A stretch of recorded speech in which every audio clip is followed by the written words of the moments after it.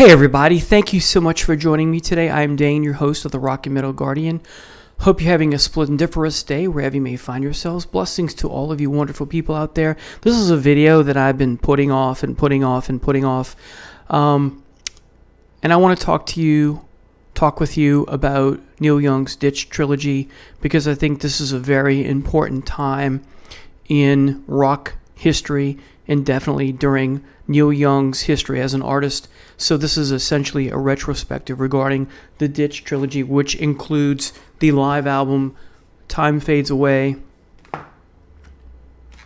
On the Beach, we'll go back for a minute, 1973, 1974, 1975. Now, the approach that I'm going to take, or part of the approach that I'm going to take, is that while this came out in 74, which would be the middle of the Ditch Trilogy, and this came out in 75, which would be last in the Ditch Trilogy, it's actually the reverse, because this was recorded before On the Beach. So once again, Time Fades Away is first, then Tonight's the Night in the middle, and then On the Beach would be last in the trilogy because of when they. So I'm going by when they were recorded, not when they were released. Now, one of the things that I teach when it comes to English literature with my students is that when it comes to Shakespeare, he is the master in so many ways of his tragedies represent when he's at his pessimistic best, because he's very cynical, pessimistic, and skeptical when it comes to the human species. And then his comedies are demonstrating Shakespeare when he's at his optimistic best, if you will, because he sees humanity as such he sees them in a hopeful light. So again, depending on Shakespeare's mood and experience of the times, that kind of thing. And Neil Young, this trilogy is definitely biographical, and part of the psychology of the artist is that you cannot but help put part of who you are, whether consciously or subconsciously, into your work. Here it's definitely consciously, and at times you could argue subconsciously, or both, essentially. And so what I'm getting at here is that while this is personal, this is him sharing his pain with his fans and the community, and that all of that you know about if you know about this trilogy. At the same time, it's also a reflection of us when we're in pain in so many ways. So it speaks to us too. It's not just about his own pain. That's the gist of it, really. But it's also you could take it on a larger scale and say, while it is an expression of his own life and his experiences, we can relate to it, because even though we may not have felt the same pain that he felt, we share his pain. We know what it's like to suffer, essentially what I'm saying, even though the suffering may be different. And so there's the argument that some have argued the best art comes from someone's biography, or more specifically, the part of their lives where they're experiencing troubled times, troubled waters, bad times, if you will, as opposed to some argue, no, the best music, the best art, rather art specifically, comes from when you're at your best, when you're at your happiest, when you're at your highest points. And I'm not sure where I am on that. With respect to Shakespeare, I would argue that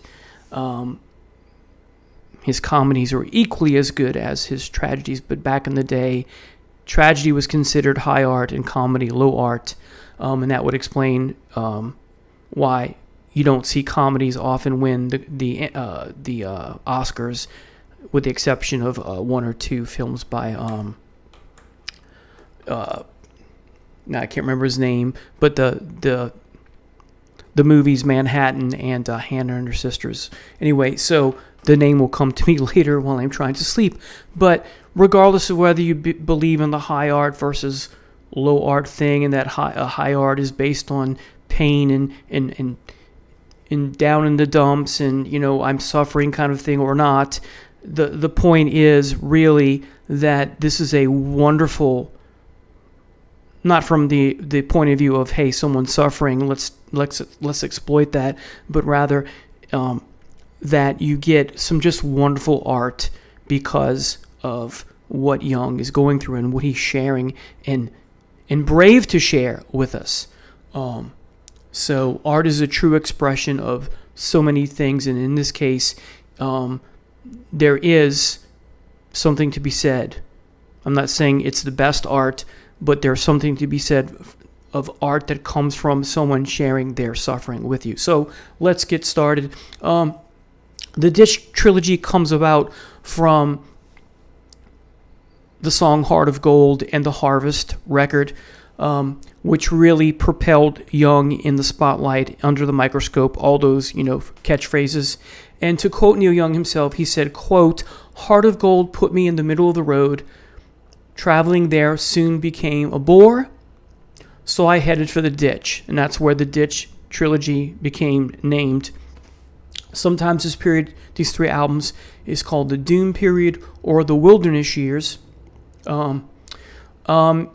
We could trace the beginnings of this period, this Ditch period, to Harvest, The Needle, and the Damage Done, because of the problem that Neil sees going on in his band with Witten, and later on Bruce Berry. He sees how the needle takes a hold of people's lives and never lets go. Think of Queensryche later on, with it's a fictional character, but the needle lies, all of that kind of thing. And their addictions take many forms. So if we talk about Time Fades Away, this is an unprecedented release at its time. I don't know if anything's been done like this. What you have essentially here is a live album, but it's all new material, and it's unheard of at the time to release a live album that doesn't have some hits on it, right? And if you know anything about Neil's discography, with respect to the so many live albums he has out there, there's quite a few of them where he goes out of his way to make much, say 2/3. In the case of Live at the Dorothy Pavilion, I think is definitely the one where he goes out of his way to make sure that 2/3 of the material at the time is new material and not stuff that he had already recorded, because he saw the importance of that, and also because at this time, this Ditch Trilogy is not just about the suffering he's going through because he lost two dear friends in Bruce Berry and Danny Whitten, but because of his own alienation from fame and fortune, and having to deal with how traumatic it is traumatic to deal with fame and fortune. So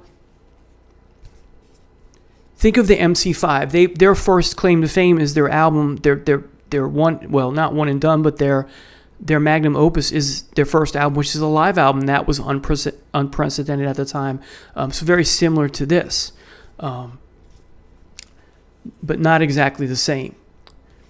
Okay, so this album demonstrates, and the whole period, the whole Ditch Trilogy really is a sense of catharsis for Young. There's some caustic sounding stuff on this album.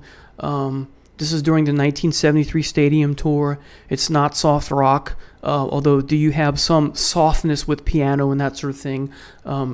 Think of Arthur Rimbaud's A Season in Hell, but not for Arthur Rimbaud, the French poet of the 1800s, but for Young, is how I see this in so many ways. Now, again, here's the album cover. If you're not familiar with it, I love this album cover. So what we have going on here is Young is wanting, as I said, to perform new songs for his crowds, his fans, although they're just wanting the hits, and him being a believer in playing new stuff. And I get that. I totally do. Thank goodness you have this wonderful album. The fans were not happy. And we've seen this movie before, or shall I say, we see this movie later with, again, Live at the Dorothy Pavilion, where he does much of the same, but at least there are some hits on that. So he's alienated by his success, as I said, and he's not wanting to keep a spotlight on the album Harvest in that time period. So no hits here, but it is a wonderful album. The album has some edgy, heavy bits here, but also some moving, emotional, passionate takes, if you will. Schizophrenic because of the back and forth between edginess and biting and softness. Yet it's full of introspection from Young and very poetic lyrics. So let's talk about the title track, which is Time Fades Away. Okay. You have addiction in the topic here in the song lyrics, dealing with that, and is a cautionary tale. This is a very moving piece. This whole album, for the most part, is very introspective. As I said, it's very poetic, and this is, of course, foreshadowing much to come with respect to the whole trilogy, especially the next album. Then you get the second track, Journey Through the Past. By the way, the first track, Time Fades Away, is just splendid. It's wonderful. Next is Journey Through the Past. This is a moody, dark piece. Again, much of this album is, if not 90% of it, even where you have some up-tempo stuff, there's still a darkness that permeates it. So Young is turning inward on this album. He's definitely turning inward on this song. The piano is brilliant, and it's just so moving and compelling. And of course, he's dealing with the success of his past, and he's playing the past through his head, and it's just, it's a nightmare for him to deal with the success of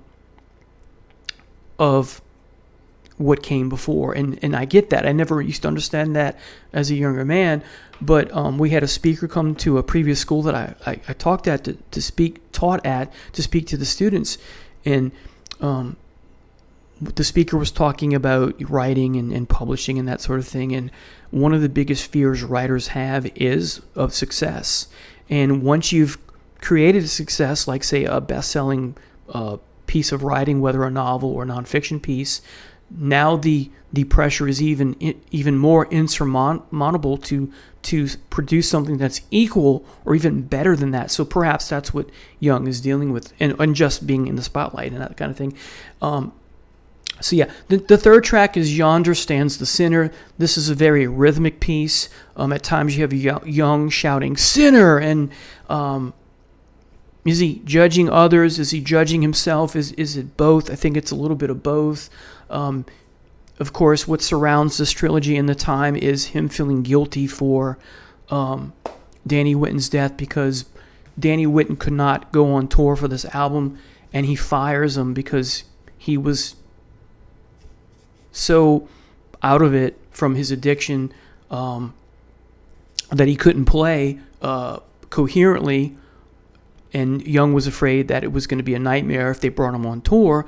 And then, of course, the next day, Whitten is no more, and so he feels guilty, and that's especially the highlight of what's going on the second album in the trilogy, which is Tonight's the Night. Again, that doesn't come out until the third section, but it is really the section part of this trilogy. Gotta stress that. So yeah, Yonder Stands the Sinner is, and again, we can relate to this because of what it is to be human, but it is a great song. Next, you have L.A. You have some wonderful slide guitar. This is a slide guitar song masterpiece. You have a great chorus. You have great vocals. This is a criticism of life in the city. Go figure. And it's like most of the album and most of this trilogy, it's very dark. And that's the order of the day. Next, you have Love in Mind. This is a piano ballad type song. It's wonderful. It's a great sentimental piece. It's very powerful. It's emotive. It's cathartic. And I think Young is trying to connect his own pain and suffering as a bridge to all humanity. And that's pretty much the goal of many an artist, whether you're talking about Shakespeare or Shelley or Bob Dylan or, dare I say, even some thrash metal out there. Metallica's first 4 albums and much to come that follows is very cerebral lyrically, and there is some poetry there, of course. So yeah, I think again it's a bridge to all humanity to connect to someone else's, very John Donne-like, if you know his work. So yeah, Love and Mind, I think, is a great song. Now, the next song on the album is my second favorite here. It's Don't Be Denied. And all the songs on here, this is the one that Young, I think, took a shining to the most, because you see it on other live recordings at times. And I think it's wonderful. It's a hit for me, even though no hits come from this album, but it's a hit for me. And it's a hit in the sense that I think, as I said, Neil Young really latched on to this one and played it live even after this tour. The chorus is great. It's very angst-ridden. It's intense. It's enthralling. It's a very riveting piece. He even sings at one point in the lyrics, "All that glitters is not gold." This could be the name of the trilogy. This highlights and labels and defines the whole trilogy to a T, because it is very dark, this trilogy. It wraps up the whole trilogy in that one quote. Again, all that glitters is not gold. And that's the point that Neil is trying to share with us, that success is not all that it's cracked up to be. And of course, the guilt that he's feeling at being a success because of Harvest again. So important song, Don't Be Denied. Next is another, so you have 3 piano tracks on here. This is the next one called The Bridge. A song about love gone wrong, and yet I think there's, if you look at the lyrics, I think there's signs of hope here. So while this whole trilogy is dark, if you pay attention to the lyrics, while some of it and much of it is so dark and you don't see any light of hope, there are little bits here and there where Neil shows bits of hope, and I think that's crucial to this trilogy. Finally, we have Last Dance, which is my favorite song on the album. It's edgy. You have a wonderful, great long guitar solo. It's a song, at least on the surface, about starting your day. We can relate to that. And starting your day involves, your dreams. We can relate to that you have. But it's disrupted by the realization that you already know. So it's not really a realization, but a reminder type realization. That's why you get up, that you got to go to work. So it's kind of a downer. What a wonderful song. This is a wonderful album. All right. Next is Tonight's the Night, even though it's the last released, but is the second one recorded. So again, it's recorded next, but not released until 1975. Still the second part of the trilogy.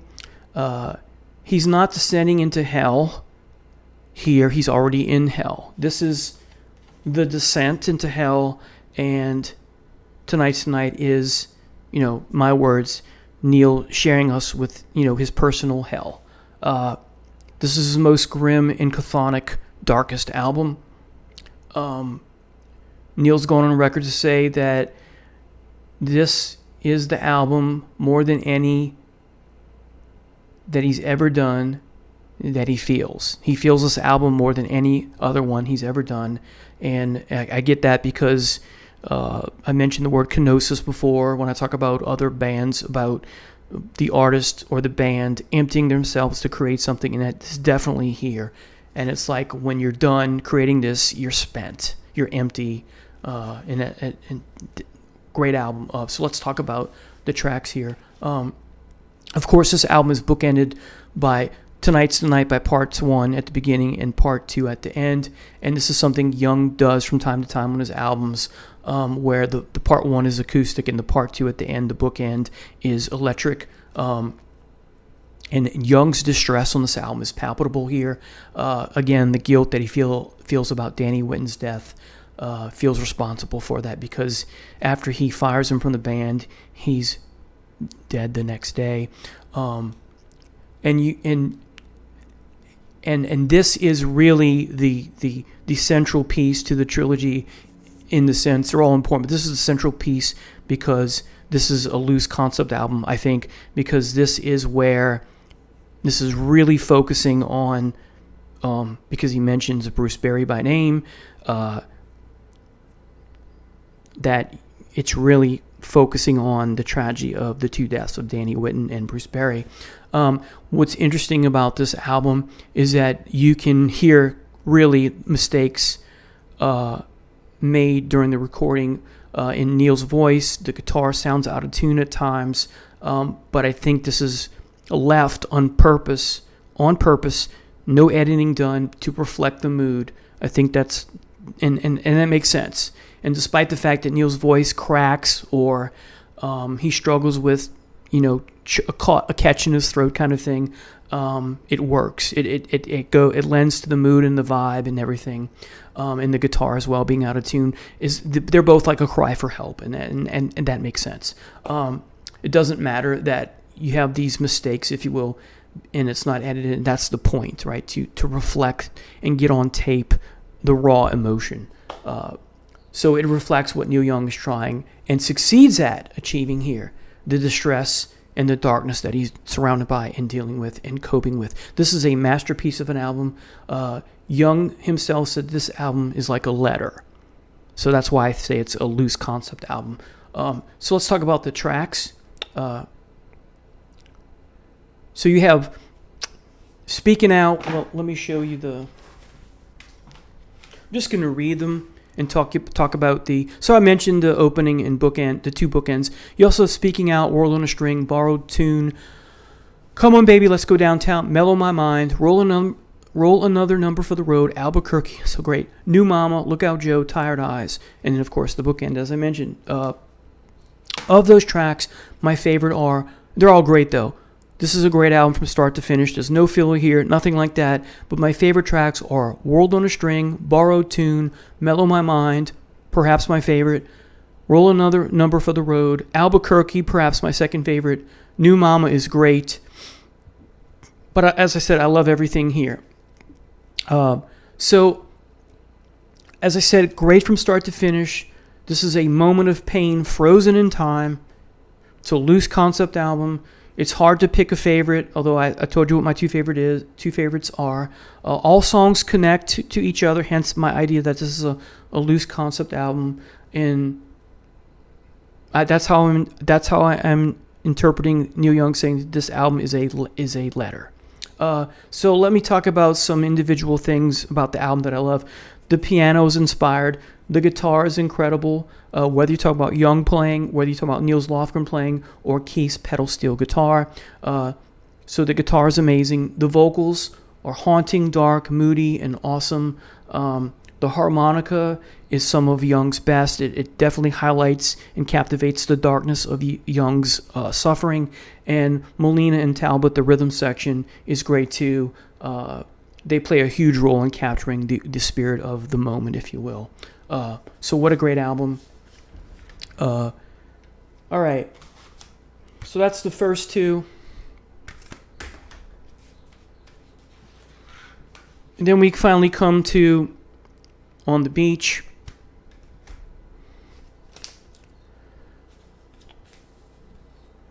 Let me gather my bearings here. Okay, so this is, again, 1974. This contained what's called the Blues Trilogy. You have Revolution Blues, Vampire Blues, and Ambulance Blues spread out through the album. This is what I call a poetic DM of an album. Carpe Diem, seize the day. This is an album that seizes the moment to share, like the other two really, how important the times that Neil and his band are struggling with. It's genius. It's hard at times. It's edgy at times. It's biting at times. It's gritty at times, especially lyrically. And it poses questions about artistry. Of course, the whole trilogy does. It's political, it's cultural, it's philosophical, and it deals with the collapse or devolution of American culture, as Neil is wont to do. So let's talk about the tracks. The first song, Walk On. This is a very philosophical, existential piece. The whole album is. And it begins with the upbeat Walk On, as I said. But Young is setting you up. This is not an upbeat album. This whole album is ironic. And I'll talk about the album cover and how it lends to the material here. But yeah, Walk On is an upbeat song. It's a great opening to the song, but it's setting you up in that sense of irony that Young has, because most of this is extremely dark. As you'll see in the music, some of the music is up-tempo, as I said, but the lyrics are especially dark. And the rest of the album's pretty much a downer. All right, so Walk On's a great upbeat song. Number 2, See the Sky About to Rain. This is one of my favorite songs from Neil. It's a very pensive, contemplative piece. It's poetic and filled with food for thought with respect to interpretation. A nature poem, if you will, set to music. And rain can be interpreted so many ways. Suffering, you name it. But yeah, it's just an amazing song. It's so filled and fueled with, again, what Neil is trying to cope with. So yeah, it's a great song. Very, very foreboding, and yet perhaps talking about hope, because what comes after the rain, right? That kind of thing. All right. The third song is Revolution Blues. So this is the first part of the blues trilogy here. This is more dark and philosophical stuff, existential, as I said, and it's about Charles Manson and the decline of civilization, because Charles Manson represents the beginnings of, at the time, what's going on in the 60s and the 70s, this, decline of so many people in the spotlight, right? And it was just he's one example of that, and we see this throughout history, right, is what I mean. And so Charles Manson is an example of when the human condition, what the human condition can produce, right? The darkness that surrounds evil, essentially, and how it was a dark moment in time. Of course, there's the movie with Brad Pitt where it's a happy ending, with Sharon Tate and all that. But this is more obviously based in reality, and it's just a dark time in human history. And Neil is hooking on to that and sharing, his expression of that dark moment in human history. Not just American history, human history. All right. Number 4 for the Turnstiles, a song I just love. Country folk rock, nice part of Young's canon here. Bit more upbeat and different from this album is a bit all over the place with different feels and vibes, but essentially it's still very pensive, existential, and dark. But here you have a little bit more of an upbeat, different from what the second and third tracks are. A little bit related to the first song, sort of because of it being a little bit less dark, if you will, at least musically wise.